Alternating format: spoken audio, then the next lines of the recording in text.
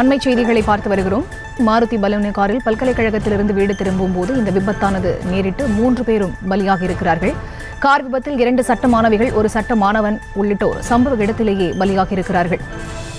படுகாயங்களுடன் 1 மாணவன், 1 மாணவி செங்கல்பட்டு மருத்துவமனையில் அனுமதிக்கப்பட்டிருக்கிறார்கள். தற்போது கிடைத்திருக்கக்கூடிய அண்மை செய்தி. இது தொடர்பான முழு விவரங்களோடு இணைகிறார் எமது செய்தியாளர் காமேஷ். அவரிடம் பேசலாம். வணக்கம் காமேஷ், இந்த விபத்து தொடர்பான முழு விவரங்கள். வணக்கம் சரிதா. சட்டக்கல்லூரி மாணவர்கள் 3 பேர் இந்த விபத்தில் சம்பவ இடத்திலேயே பரிதாபமாக பலியாகியுள்ளனர். மேலும் 2 பேர் சிகிச்சைக்காக தனியார் மருத்துவமனைக்கு அனுப்பி வைத்துள்ளனர்.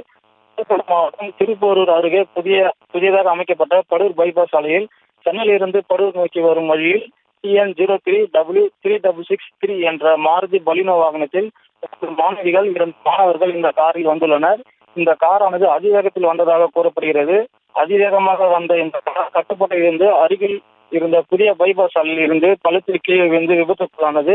இந்த விபத்தில் 2 மாணவிகள் மற்றும் 1 மாணவன் சம்பவ இடத்திலேயே பரிதாபமாக உயிரிழந்துள்ளார். மேலும் 1 மாணவி மற்றும் 1 மாணவன் சிகிச்சைக்காக தனியார் மருத்துவமனைக்கு அனுப்பி வைக்கப்பட்டுள்ளனர். உயிர் இறந்தவர்களின் உடல்கள் பிரேத பரிசோதனைக்காக செங்கல்பட்டு அரசு மருத்துவமனைக்கு அனுப்பி வைக்கப்பட்டுள்ளது. இந்த விபத்தில் 3 சட்ட கல்லூரி மாணவர்கள் உயிரிழந்த சம்பவம் மாணவர்கள் மத்தியில் பெரும் சோகத்தை ஏற்படுத்தியுள்ளது. செய்திகளை உடனுக்குடனும் துல்லியமாகவும் தெரிந்து கொள்ள சப்ஸ்கிரைப் பண்ணுங்க.